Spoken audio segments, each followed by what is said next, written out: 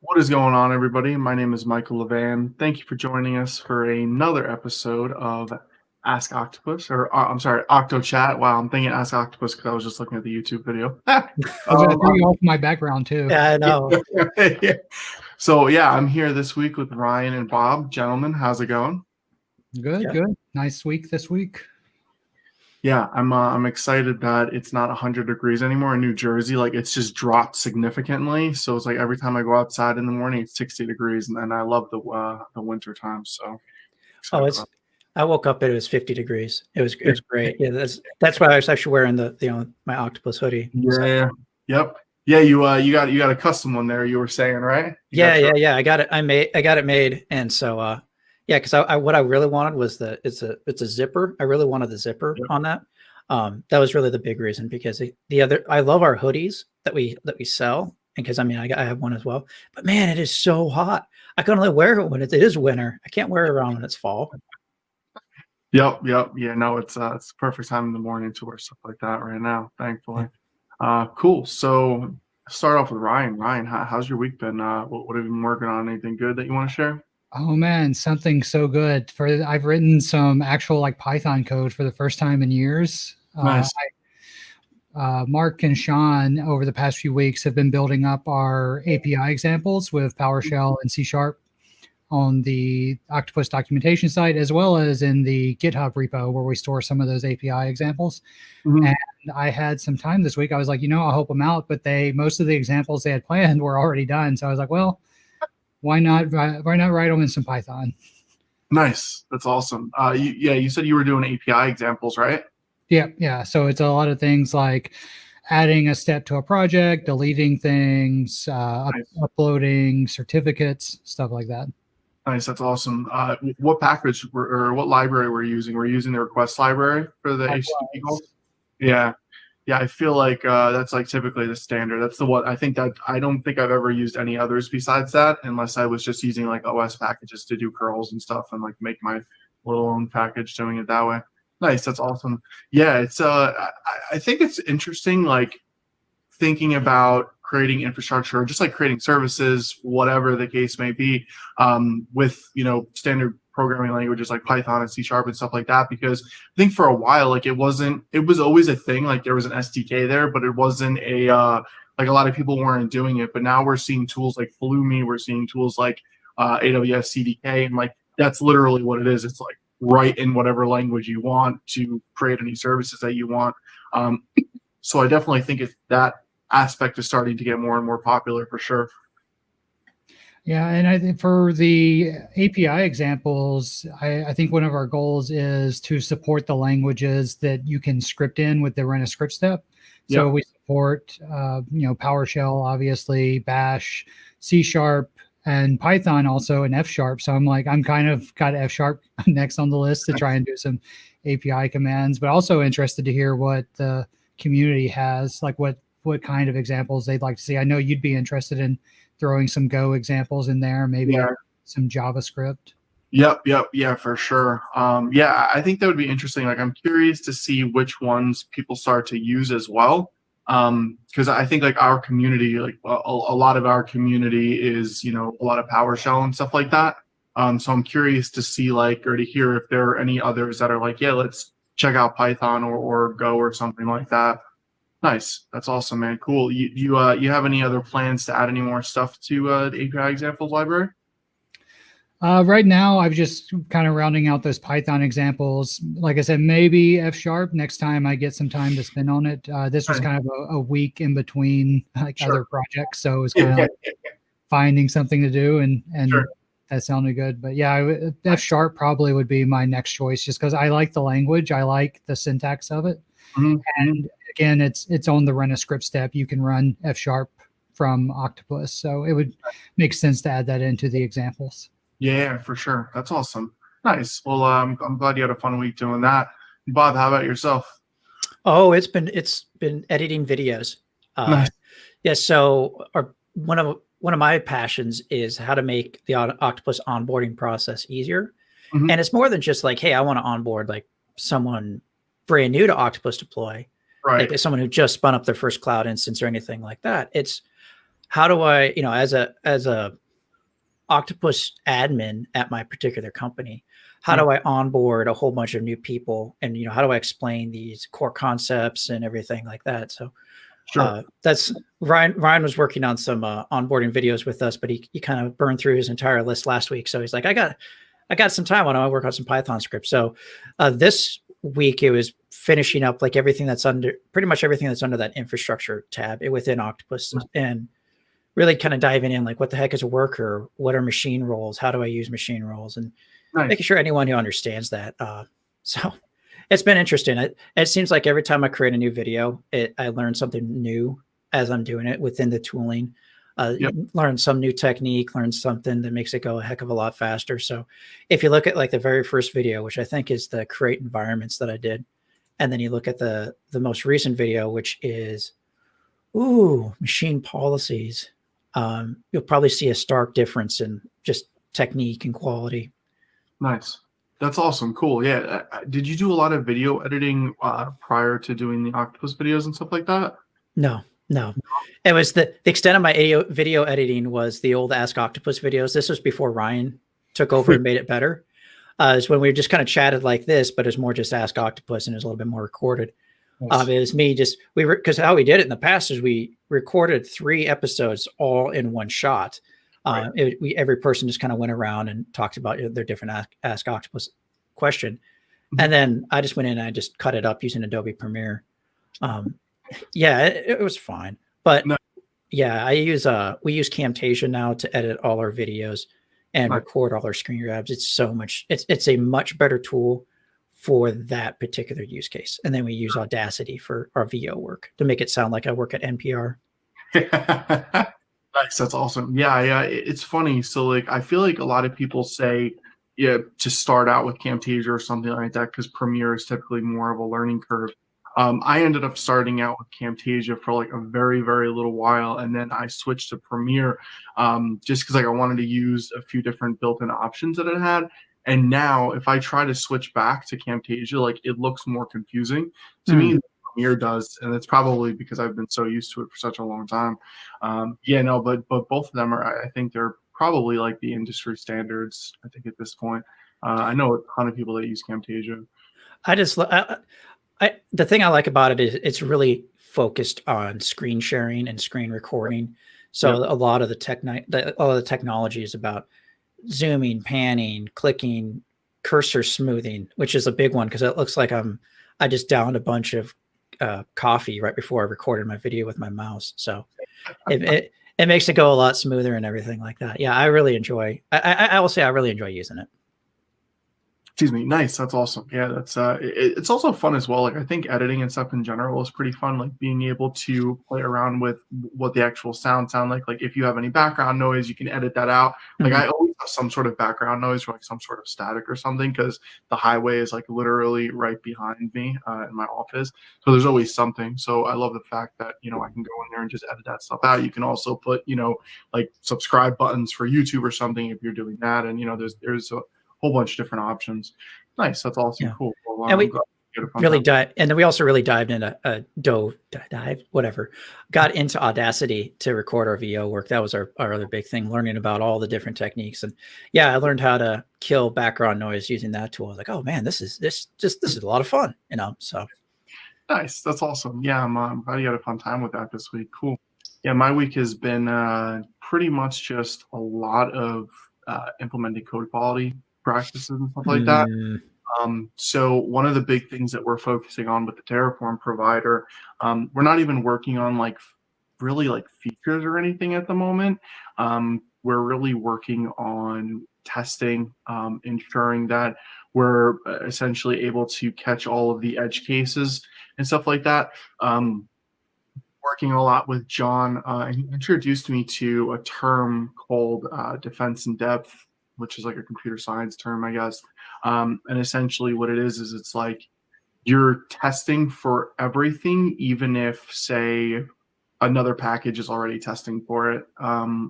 You're kind of taking control and taking it into your code and putting in those edge cases. An example could be like, let's say you're importing a package and you're expecting something in that package to output a string, but how do you know that it's actually doing that? Well, you're kind of relying on the maintainers to do that, but let's say a mistake is made, but you know that like you need a string output in your code, then you would check for that and test for that. Lots of testing around like if there's nil values, a lot of testing around, hey, this is popping out as a string, but should it be a UUID? What happens if you put a string in? What happens if you put an integer and stuff like that? So it's been like a lot of writing code for specific testing and stuff like that. Because we're trying to catch every single edge case that we possibly can, which obviously dives really deep into the topic of like code quality and shipping code and making sure what you're actually putting out there to the world is doing what it's supposed to be doing. It's pretty interesting. Like I've done, unit testing and mock testing and stuff in the past, but I've never went this deep into testing. And it's actually been like a really, really fun topic for me. I've been creating a lot of content just like on my own personal blog and YouTube and stuff like that around like code quality in Go, like different linters that are available, different formatting tools that are available. I just did something recently for Pluralsight around SonarQube in Go. So that's been really cool as well. So yeah, I'm kind of diving down that rabbit hole to see, how deep that topic can go, which so far it seems like it's a pretty huge topic. When you say test, are you writing are these unit tests, integration tests, or are these actual like assertions within your functions that you're writing or your methods that you're writing to make sure that the inputs they get are in the right format? Yes. All above. Oh, good stuff. Yeah, I'm going to show a little something that I've been working on as well. But we're literally doing integration testing. I'm doing unit testing. I'm doing mock testing. I'm actually in GitHub Actions for our tests, like to actually see if our code works. We're literally spinning up an Octopus deploy container inside of the GitHub Actions VM, running the tests, and then crashing the container down, of course. Another thing that I'm doing, like totally even outside, well, it's written in Go, but it's not like specifically to test Go code. It's something called TerraTest. TerraTest is a framework to unit test and mock test HCL code, Terraform code, but it's all written in Go. You're still using like the testing packages in Go and stuff.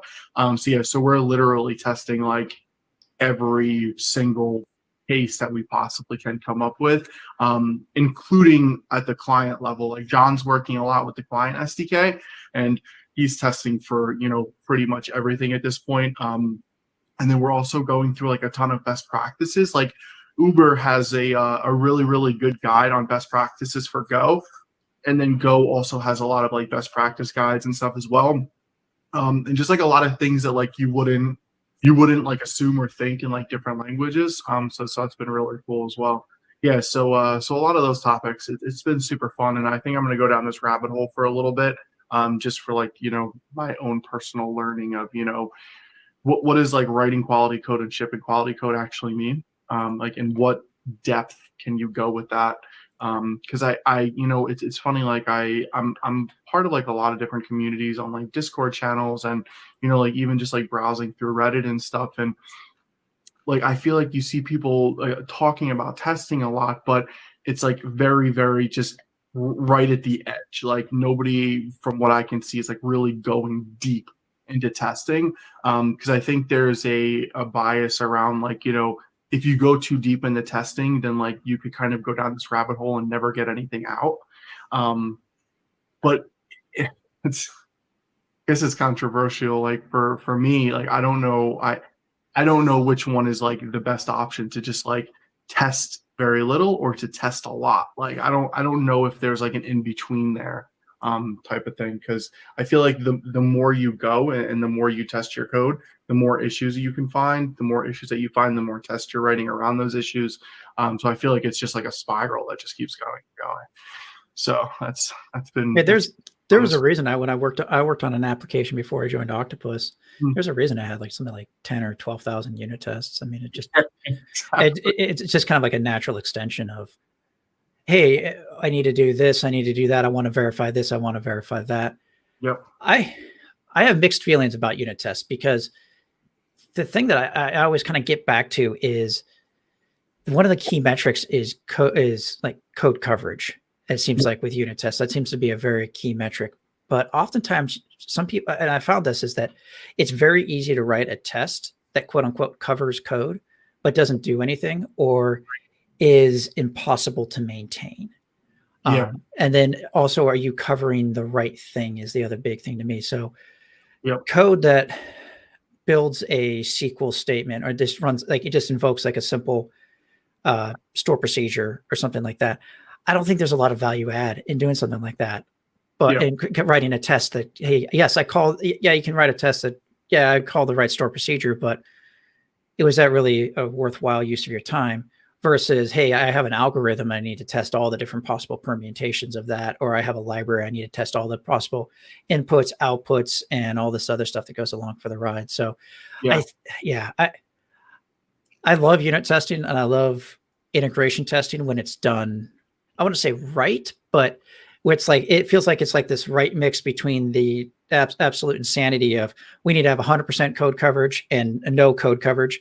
It feels like 80%. Like if you're going to put a metric on it, like if I'm going to throw a dart and hit a number, I think 80% feels like the right amount, maybe somewhere in that 70 to 80% with code reviews, because it's one thing to just write unit tests, but you also need to review those unit tests because that's production level code. I think it should be treated as the same. It shouldn't just be like, yeah, whatever, it's a test, who cares? No, it should be treated like your actual source code. Yeah, no, absolutely, 100%. And like even what you said about unit testing, I definitely share the same sentiment there, because like it's very easy to write a basic unit test. Like you could write a unit test for a function that's like, this variable is supposed to equal 1. Cool, yep, unit test is done. But it's like, what value are you actually getting out of that? That's why I started to add like a lot of asserts in. Go has a specific assert package. A ton of those. I think something else that I don't see too many people doing, like just outside of like unit testing and stuff like that, and I think it's very valuable, is static code analysis, where like you're testing your code before you're even building it. Like you're testing it for stylistic errors, you're testing it for any bugs, you're testing it for any best practices. And then that's where you come into tools like SonarQube and stuff like that that can help out with that. And I think that's super important as well. That's also been like a really fun one that I've been diving into a lot lately. I have mixed opinions about static code analysis. I just remember the day that I turned on static code analysis in the project I was working on. Yeah. And I wasn't a popular person when I did that, especially when I added it into the build server. Like it failed to build unless it's like, you have one too many returns, you inhuman monster, I'm not going to build this. Or you put like response.write or something ridiculous, or, console.write line. And it's like, you monster. No. When you add it to an existing code base, you have to like turn off some rules, because it's like, yes, it's like, oh, we have 25,000 warnings and it's failing the build. Like, well, it's because we put some developer, years ago, or everybody's still doing it, the curly braces on the same line as the if. Yeah. Yep. Yeah, so that's actually one of the really cool things that I like about Go, just in general as a whole, is the garbage collection aspect of it. So it's very much like C++ in a sense that, like, let's say you write a variable and you don't use it in your code, it won't even build. Like it'll be like you're not using the value that you've specified. So even like right off the bat, even before you can attempt to build your code, I think a lot of that, like, I don't know if you want to, it's kind of, I guess you could call it like linting almost, like a lot of those best practices of like, hey, this curly bracket is supposed to be on this line or something like that. Your code won't even build if you don't do it. So a lot of that stuff is like pre-built in, which is another reason why I really like Go. But yeah, it's funny because, Ryan, since you're diving into Python a bit more, you might run across, what people's feelings about PEP 8 standards.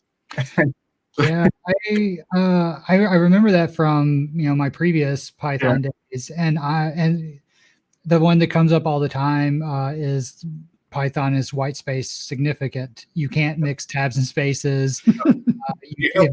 If you don't put the indentation at the same level, it doesn't run or won't compile. Exactly. And I like that. I can see where people wouldn't like that, but what you're describing in Go is like if I declare a variable and don't use it, you're like, yeah, it should tell me, and it shouldn't run. No, yeah, I definitely agree. It's funny, like, a lot of people I'll see where they won't implement linters because of that. Like, imagine if you have like 5,000 lines of Python code and some people were doing tabs, some people were doing spaces. Like, you're gonna have a really, really bad time for about 2 hours. Yeah, and I've always been a believer of, you follow the standards of like whatever the language kind of dictates. Like if Python is you should use spaces and it should be 4 spaces. Like I think like follow those rules. C#, Microsoft has their own standards for like what C# should look like. I don't think they have anything that enforces it outside of a external linter, but Right. I've kind of like that's always been, if somebody asks if I prefer like spaces or tabs, it's like, well, it really just depends on what I'm working in, or the semicolon, question in JavaScript. It's like, well, what's the best practice? Like, what do people say you should do? Yeah. It's funny. Did you guys watch Silicon Valley? Oh yeah, when Richard lost his mind with the girlfriend. Yeah. That was so funny. That was like one of the best parts of that show. My personal feeling is that your IDE should it should handle that stuff for you. Like whatever language you're in, the IDE makes up that decision. Like if you hit tab and the language standard is you should use spaces, then it should convert that to the appropriate number of spaces. Yeah, and I don't know if there's anybody out there that is like, individually pressing the space bar 4 to 8 times. I think that was just there for humor. Yeah, right. It's what is your tab button? Like what is the tab character insert into your IDE? Yeah. Right. Yeah, no, that's another good point too, is like, now like VS Code and PyCharm and stuff like that, a lot of them, when you hit enter or something, it automatically takes care of those white spaces for you. So you don't really have to worry about that, which is cool. White Finch just said, I push space bar 4 times every time. Yeah, you and Richard Hendricks would not have a good time. And if you choose to, if that's the way you want to go, that's your business. Like as long as you're working from home and you're not bothering anyone else with your loud mechanical keyboard. And that's directed towards me, huh, Bob? I forgot that you have a mechanical keyboard. Honestly, I was just thinking of when we're down in Brisbane and we're down in the office, and at least our current Octopus office, and we're packed in there pretty tight when we have the entire team in there, plus anyone from Brisbane that shows up. We're like, wow, we're really in here. Oh, that's what we should do. We should maybe one of our contests coming up should be like your keyboard pick, best keyboard, because that's the thing. People get into that with the different color keycaps and lighting and stuff.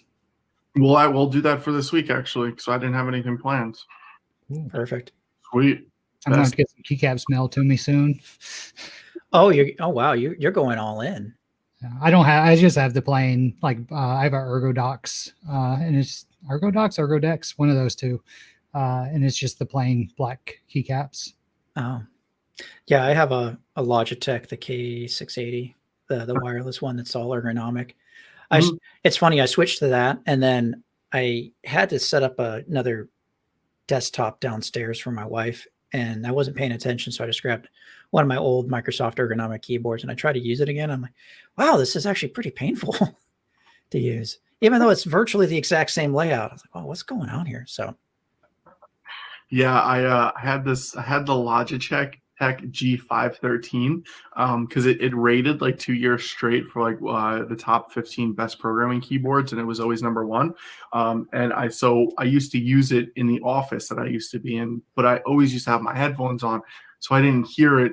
And like it was loud. Like you could hear me typing from my desk if you were in the kitchen, like in the office. Oh, wow. It was very loud, and yeah, a lot of people probably didn't enjoy it, but what are you gonna do? Especially if you're angry, like typing away. Oh, like, yeah. Well, what's funny to me is I don't bat an eye if I have to pay $100, $200 on a keyboard. Mm-hmm. $100 on a really nice mouse because that's my primary interface into my computer. I'm using that all day, every day. I shouldn't be using a $10 or whatever came with my freaking computer keyboard. You know, it's an important part of your experience. Oh yeah, it's totally true. These are my two favorite mice. The MX Performance ones. Um, By See, I Logitech. have the MX Ergo. Oh, nice. Yeah. Yep. Yeah. I- It's funny actually. This one just died. I've had it for like 5 years, and there's a new version of this mouse, but I love the old one so much that I just bought the old one again. It's like literally the same price, but I'm like, I think the old one's way more comfortable. What I like about it is this one, it angles. Yeah. And so yeah, like I have a mirror version. So yeah, I can change the angle and all that other good stuff. Yeah. Oh, nice. Did it take a long time to get like used to the ball? No, believe it or not, because I used a trackpad for a while. And let me back up. The very first laptop that I owned that was mine was an old Mac PowerBook 145B. And this was so old, it was a black and white screen, and it had a trackpad. And I'm sorry, a trackball. That's what I used. Nice. And you're thinking, it's like, how long ago did I have that? I was using that in college in the early 2000s. The only reason I had this laptop is because I was my work schedule was just all kinds of crazy. And I needed a laptop that I could write my papers on in the library. And I was like, well, this one works better than it. It's like this, it was free. That was the reason why I got it. And it worked. And I'm like, all right, cool.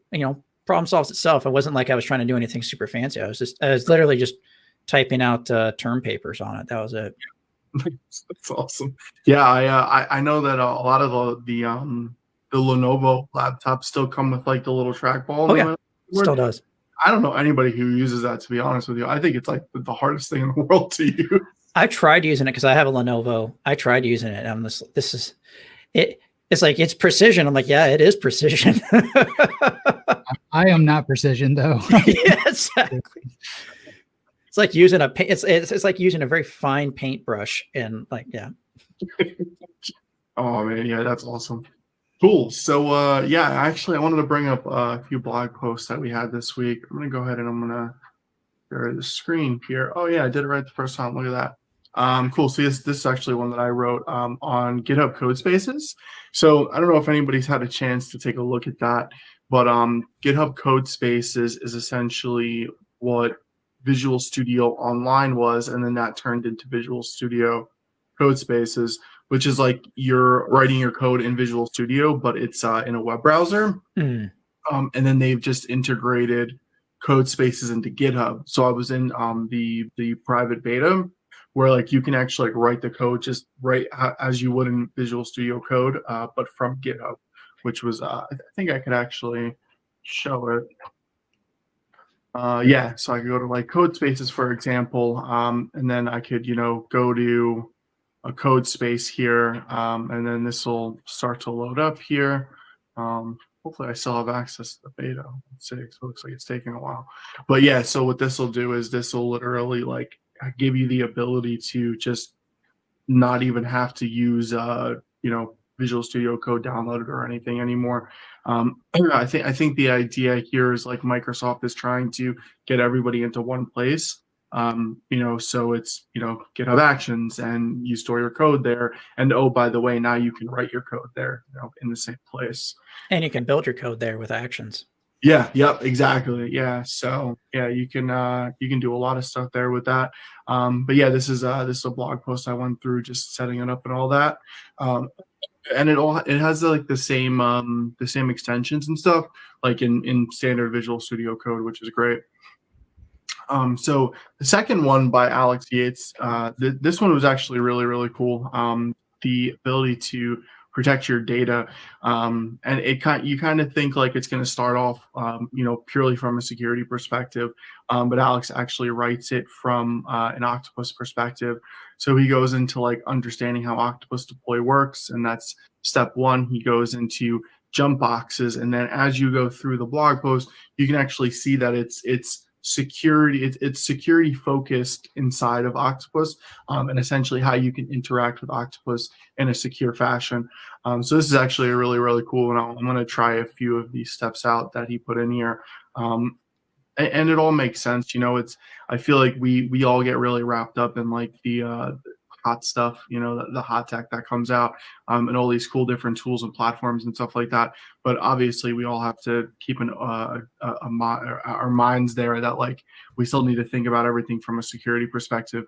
And so this was actually really cool to see. The only thing I'd recommend, slight difference than using jump boxes, is using a worker pool. So yeah. I'll send you this over. Yeah. In our private Slack, so you can kind of see, so you can pull it up yourself. Yeah, you can have a pool of jump boxes. Yeah, essentially, that's what it is. And we can talk about a little bit why it's kind of important. So if you scroll down just a wee bit and just click on that diagram, that first one. So the key difference here is that you have, instead of just a single jump box, you have 4 jump boxes sitting in there in a pool. And the way that the worker pools work is that it will lease one of those workers out of that worker pool, do the work, and then add it back in. Well, the nice thing is that if worker 1 is down for whatever reason, you don't lose that entire ability to do your deployments. Right. You have workers 2, 3, and 4. Yep. Whereas if you just have a jump box, it's like a standard target. You can't have like 3 jump boxes with the exact same role in the exact same environment, because it's going to try to run all those. It's going to try to run that deployment on all 3 of those targets. So. Yep. Yeah, no, that's very true. That's a good point. And I'm trying to think, doesn't Microsoft have a service? It's like a jump box, but it's almost like the same scenario where you have pools. Is it Bastion in Azure, or are you thinking that's it? Yeah, Bastion. Yep.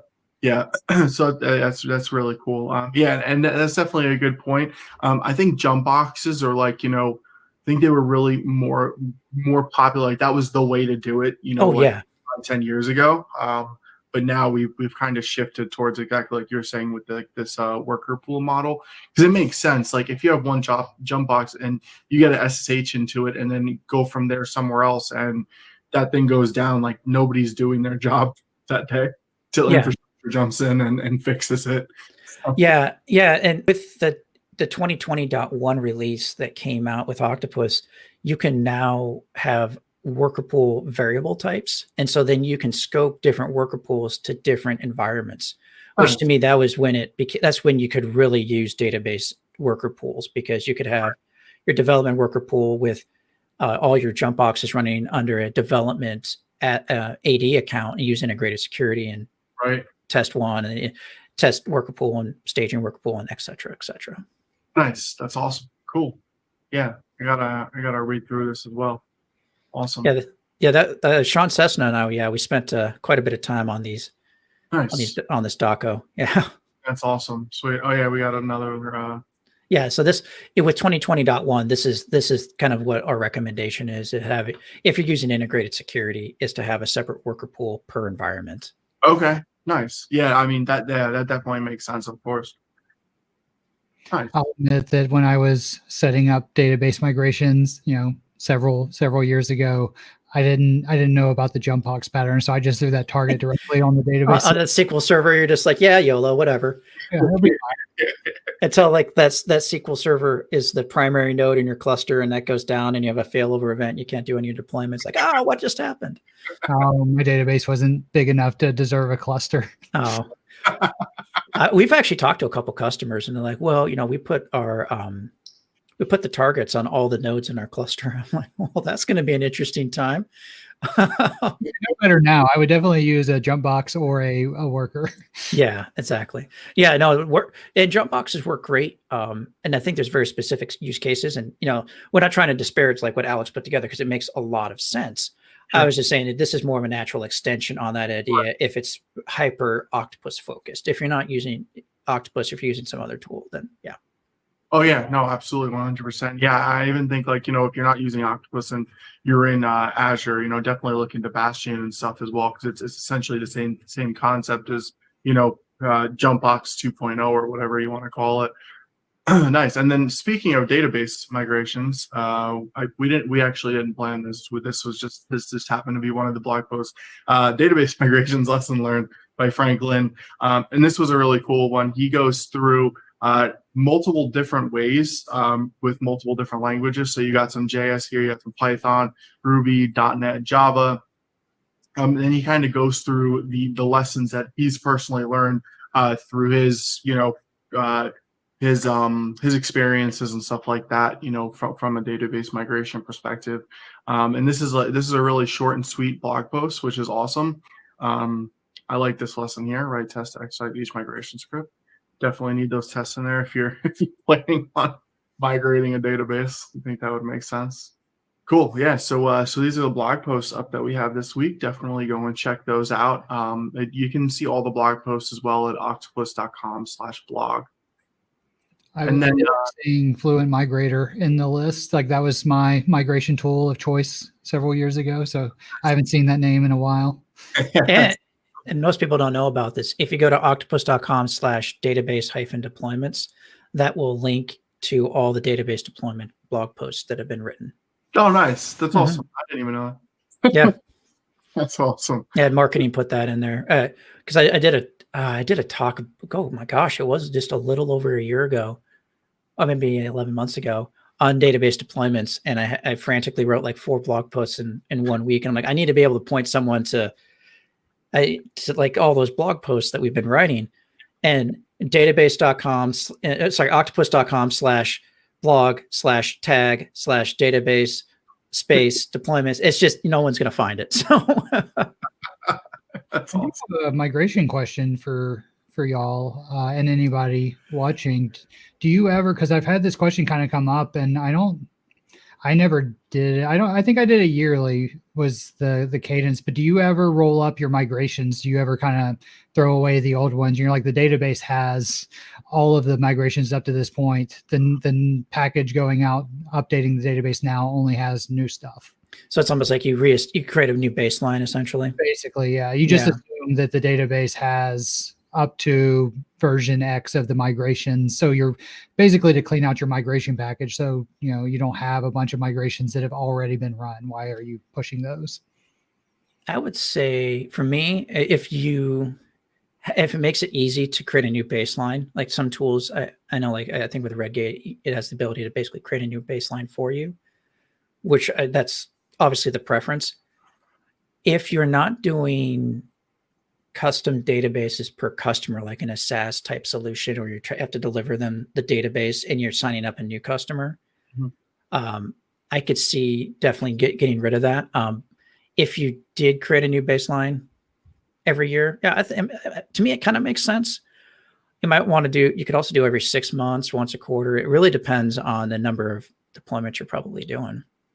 Yeah, in my case, it wasn't a SaaS product. It was, something we hosted internally. There was one database, so it made sense to kind of clean. We just decided on yearly, like every February, get rid of the previous year's migrations because chances were they had been executed on every database we had. Yeah. Yep. We got something here from Wife, and she said, so far we have not rolled up any migrations using EF migrations plus deployment slots. Honestly, deployment slots are my favorite, but we should probably roll our migrations. Yeah, I think it's relevant. I think that, I don't know, database migrations, like I think that's probably one of the areas that I have the least amount of experience in.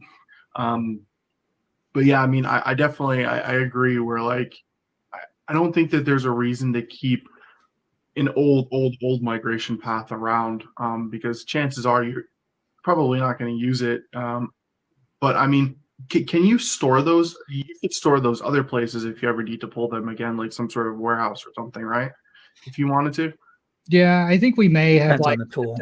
The folder for the year and moved it to an archive somewhere, but we just cleaned it up from source control, and so it didn't get pulled into the package anymore. Exactly. Yeah. Because I mean, most tools it keeps track of all the scripts that have run, and if it's not like it's going to freak out. It's like, oh my gosh, I ran this script and I don't see it anymore in the package. Bad things are going to happen. So I don't think it's not a terrible idea. And the other thing, our development practice at the time, we weren't creating a brand new database from scratch for each like development environment. We were restoring from like a Yeah. node backup. So it had the changes, it had the data there. So Right. if we were starting like new development environments like fresh with a blank database, probably would keep migrations just to make sure it had everything.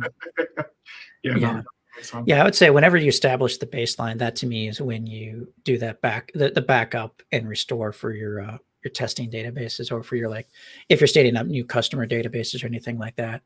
It feels like that's a natural point, or maybe like n-1. So like you have all the migrations from the previous backup as well. Right. Yep, for sure.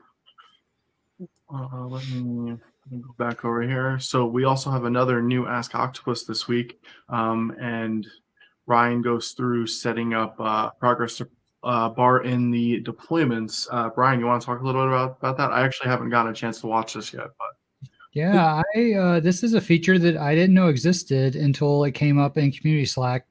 Basically, a customer was asking how they could do almost like a simulated progress bar. Like I want to just add a period or a comma or a tick mark to the end of the log to signify something's changing, or some work is being done, some time is passing in the Octopus log.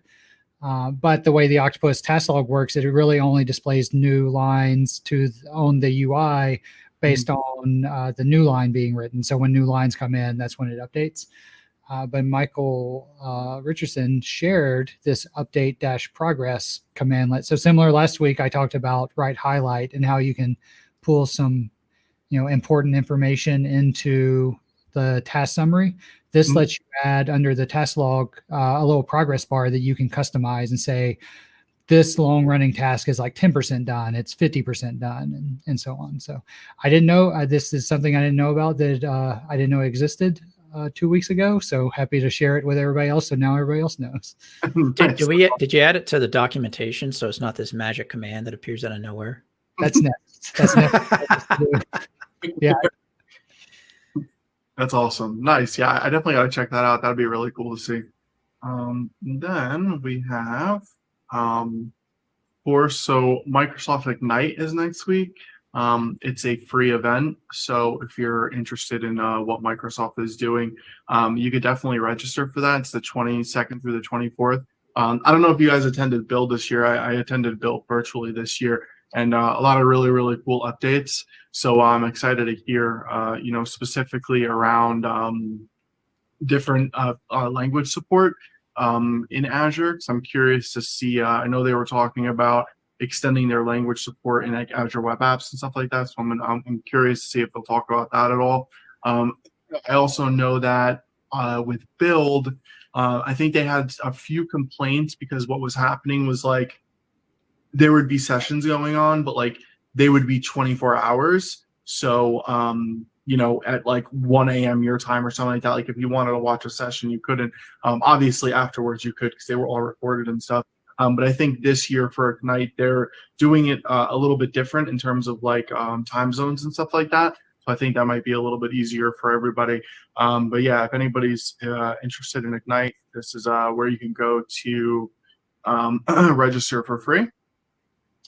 And then, so one more thing I wanted to just bring up on my end, because we were talking about testing and stuff, and I'm going down this rabbit hole of like, what exactly does quality testing mean?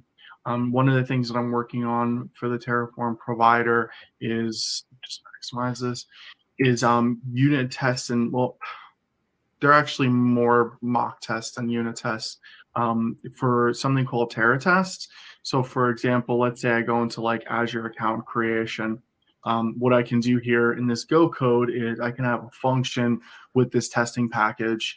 And pretty much what I can say is I can specify where my Terraform directory is, where like all like my HCL code is to like build whatever environment. And then also where my bars file is if I just want to have one bar file for every single deployment. And then it's very, very straightforward. Really, all it does is it initializes, like if you do a Terraform init on the command line, it does a plan, like if you do Terraform plan, and then apply if you do Terraform apply.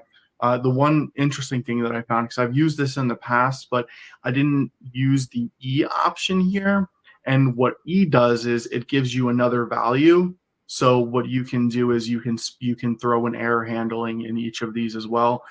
Versus if you don't use that E right here, then you can't do that. So I thought that was pretty cool. But yeah, so we're literally testing everything from end to end, even the Terraform code itself, which is really cool. And this is like a standard setup. Like this is pretty much what all the tests look like. They're just pointing to different directories. So if you're interested in Terraform and you want to look at like what mock testing would look like in Terraform, because it spins up the environment for you, but then there's this defer here. So what happens is if everything goes as planned, it destroys the environment for you. So you don't have to worry about it like hanging around or anything like that or manually deleting it. So yeah, so if you're interested, definitely check out TerraTest. Just Google TerraTest. It's by Gruntworks. Gruntworks does a lot of work in the HCL space. They're very known for like the ability to like keep your code dry. Like that's what the software is keeping your Terraform code dry.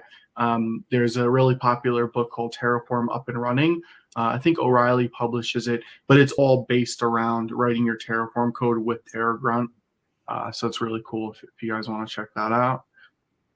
Yeah, no, that was the last thing pretty much that I had to show here. And then I think we have one more topic that we wanted to talk about was Octopus deploy on Docker containers. Yes. So, yeah, I'll kick that off to Bob and Ryan because I know you guys were excited to talk about that. Yeah, absolutely. So Ryan, I want to run Octopus deploy in a Linux container on my Windows desktop. How do I do that? Because I know you got that working, and I know you had to make a few changes to our blog post. So I'm like, why don't you just show me what you did? I was going to say I'm running it on a Linux desktop, so I'm not running it, but it should be fine if you run a Linux container on Windows. Let's see. How can I share my screen? I don't know if I've shared my screen. Let's see, actually. So I'm sharing mine. Can you share it now? Do you have the option? Yeah. So now. Let me know when you're sharing, and then I'll kick it over to the other screen. I think I'm sharing. Nope, not yet.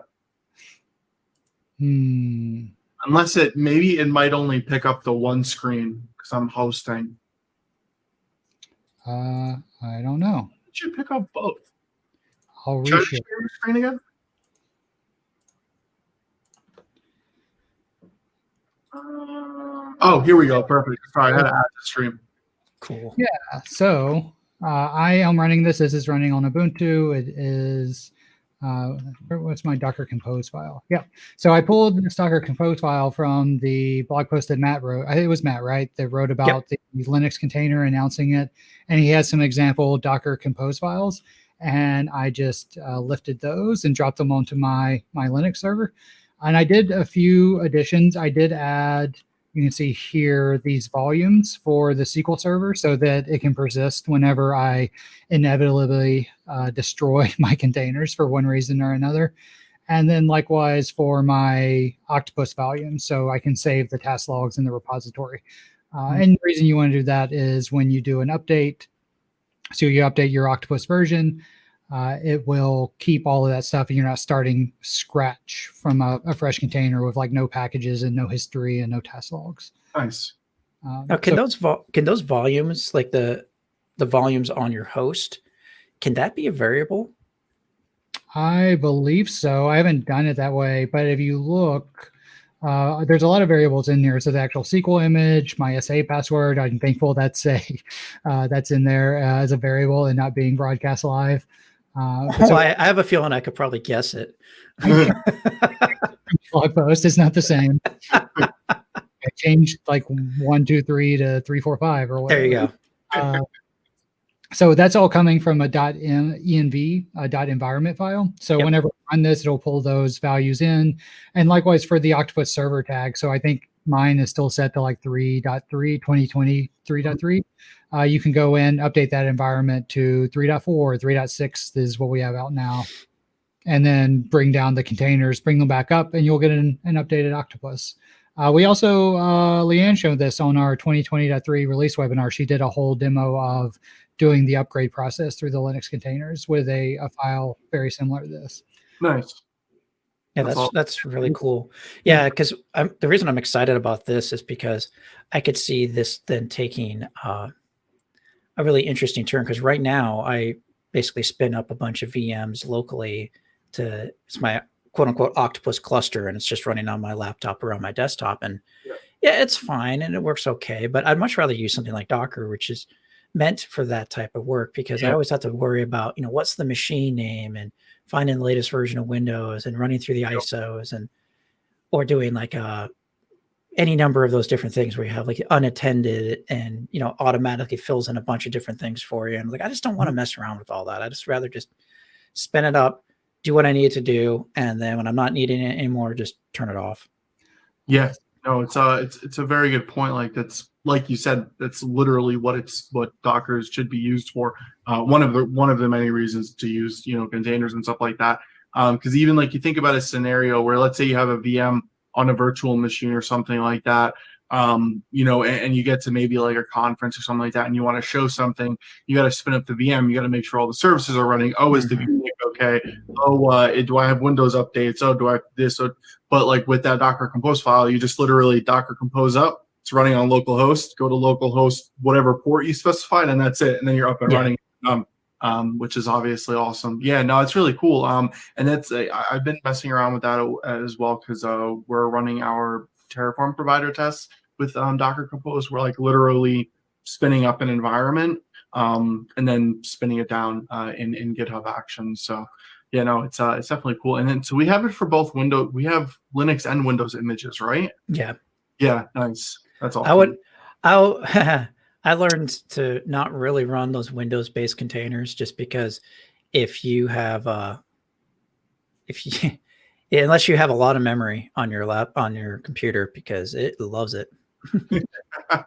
Yeah, I added a couple extra steps to my setup. It's not in the Docker Compose file, but I did set up a systemd service that on start will run Docker Compose up, and then on stop it runs halt, I think, or whatever the non-destructive command is. Nice. So that way, when I reboot, it automatically brings the containers back up. Oh, nice. That's awesome. Nice. And I also added Nginx in front of it, because right now it would be like localhost port 8080. I've got an Nginx proxying it, so I can do like octopus.local port 80, and then it sees the header and brings it in. Oh, nice. And are you doing Nginx? Are you doing SSL offloading with Nginx, or haven't gotten that far? I haven't set up SSL yet. Nope, okay. I've not gotten that far. I'm sure that will be a fun weekend. But I've done a similar setup for like Jenkins and TeamCity as well. So I've got those running in Docker with systemd services with Nginx, kind of doing a fake domain for them. Yeah, I did. I mean, honestly, I did the same thing with my. I do have a VM running, because when I was creating all those videos, I wanted to have a VM running where that was I could do that on. And I set up Nginx in front of it, so I could set up like a pseudo HA cluster. So I had like two or three nodes running on that same VM, and then I just wanted to have a single port a single site I could hit. And Nginx is my load balancer at that point. And it just does a very simple round robin. And it took a few minutes to set it up. I think I spent more time trying to figure out how to get SSL working on that. But once you kind of get it going and you read their documentation, it makes sense. So you just start simple and then go complex. That's the only thing I'd say. Yeah. I've used the same thing. I forget what image it is. It's been so long, but I know there used to be a specific Nginx Docker image that you can use for reverse proxy, and it also gave you the ability to do the SSL termination right from there. Yeah, it's been a while though. I forget what the image was called. Anyways, nice. But the nice thing I should point out to both you, at least, is we do have SSL certs that we can use. That they're PFX files, but we also have PEM files with the keys and it has the full chain in it. That to me is it's the key, because I don't know if you've ever messed around with certs, but when you don't have that full chain and you have to like install like each individual cert in that chain, you're just like, my God, what am I doing? Yeah, no, I have I've used like either OpenSSL or Let's Encrypt and stuff a lot, and it's annoying. Like if you forget one of the OpenSSL commands to like convert your cert or like upload the .pem or something, you're just like sitting there like, what happened? Why isn't this working? Exactly. So Yeah. that'll be me soon. Yeah. That's awesome. Nice. Cool, guys. Well, if you guys don't have anything else, I think we're at the point where we'll start wrapping up. So for next week's challenge, I like Ryan's idea. So what we're going to do is we're going to do best keyboard contest. So I actually posted it in random already in the Octopus Deploy community Slack channel. So go ahead, post all of your pictures of your keyboards there, and then we will pick a winner, of course, as usual next week. This week we did not have a contest, but next week we obviously will. So I need to clean my keyboard. I'm just looking at it. It's like I don't know if I want to take a picture of it right now. I have two mechanical keyboards that are both really. I have one of the Corsair ones, and then I have one of the Razer ones. So I have to figure out which one I want to take a picture of, but maybe I'll just do both. Yeah, why not? 2 entries, right? That's right. It's like you got 2 hands. Like this is how I program. It's just like did you ever see that old is it NCIS episode where they had 2 people typing on the same keyboard at the same time? It's like I'm getting hacked. Move over, and they start typing at the same time. Like, what is going on? Oh yeah, I'll share. I'll share. I'll see if I can find it and share it. Like when you when you see it, like that's the most ridiculous thing I've ever seen in my entire life. If you have like an inkling of how a computer works, you know that's not how it works. Yeah, that reminds me of there's this one GIF where like the dog is standing up on the car hood and the hood is popped open and it says, "I have no idea what I'm doing." Yeah, that's pretty much like the writers of that segment. Yeah. Say Whitefinch commented, we need an octopus theme for backlighting on the Corsair was it K70?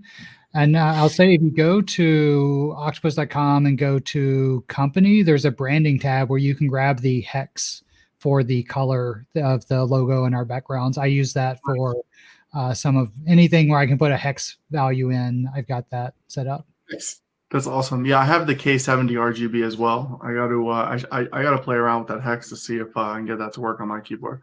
Because right now mine just goes through rainbow colors back and forth. I can't handle that. I like my desktop. I do have RGB in my desktop, but it's just it's green. It's like a solid green, and then all my components are black or green. That's the reason why I picked it. I was like, cool.